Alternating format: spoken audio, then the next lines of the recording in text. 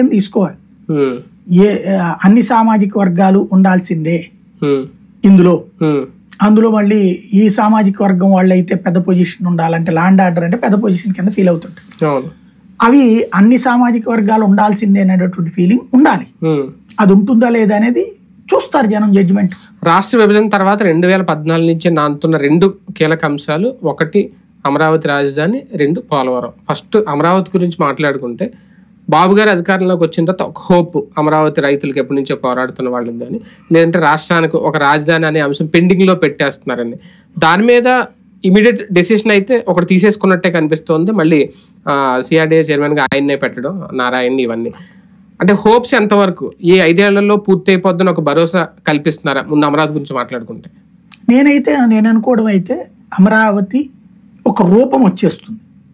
ఒకటి, ఇప్పుడు పూర్తయిపోయినటువంటి under construction లో ఉన్నటువంటి బిల్డింగ్లన్నీ పూర్తి చేసేస్తారు. ఇది ఒక 6 నెలల బట్టు ఏడాది ఆల్రెడీ పనులు కూడా బిగిన్ అయినట్టే కనిపిస్తుంది. లేదు, అవి టెండర్లు పిలవలేదని చెప్పారు కదా నారాయణ గారు, పిలుస్తాం త్వరలో అని చెప్పారు. ముందు నివేదిక సెట్ చేసి ప్రతిదానికి కూడా నివేదిక సెట్ చేస్తారు. వేసి ఆ కమిటీతో నివేదికలు తీసుకొచ్చి అది అసెంబ్లీలో చర్చిస్తారు. కాస్త ముందు మీడియా ముందు అక్కడ తిట్టాలి కూడా కదా, వైసీపీ ఇట్లా విధ్వంసకారులు వీళ్ళు అనేది. అది తెలియాలంటే ఆ నివేదికలన్నీ. దాని తర్వాత టెండర్ పిలవాలి. ఇంతకు ముందు బకాయిలు ఉన్నాయి, 5 ఏర్చలా.